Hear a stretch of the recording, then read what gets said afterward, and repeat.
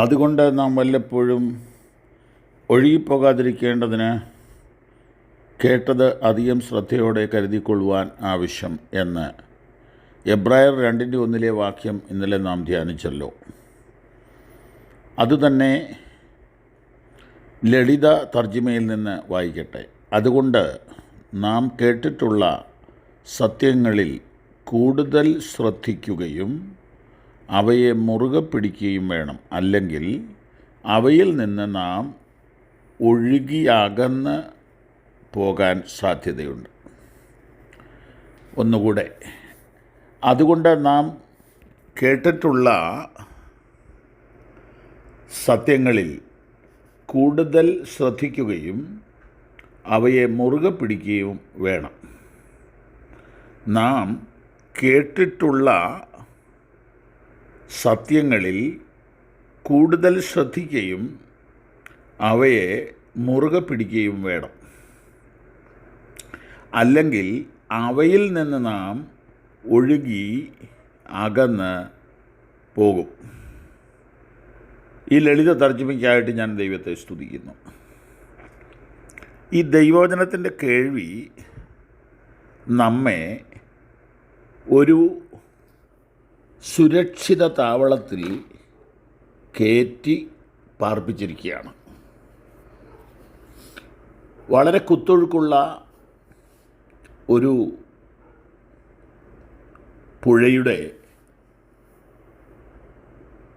കുത്തൊഴുക്കിൽ നിന്ന് നമ്മെ ഒരാൾ വലിച്ചു കയറ്റി അതിൻ്റെ തീരത്ത് തന്നെ ഒരു സങ്കേതത്തിലാക്കിയിട്ട് നമ്മോട് പറയുകയാണ്, ഈ ഒഴുക്ക് ഇതിനകത്ത് കയറി നിന്നെ തട്ടിക്കൊണ്ട് പോകുകയില്ല. പക്ഷെ നീ സൂക്ഷിച്ചില്ല എങ്കിൽ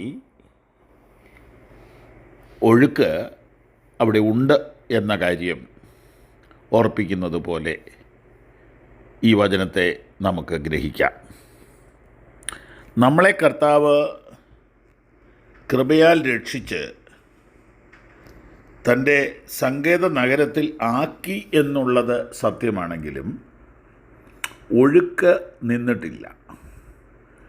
പാപത്തിൻ്റെ ഒഴുക്ക്, ശാപത്തിൻ്റെ ഒഴുക്ക്, ഇരുട്ടിൻ്റെ ഒഴുക്ക്, അഴിമതിയുടെയും അനീതിയുടെയും ഒഴുക്ക്,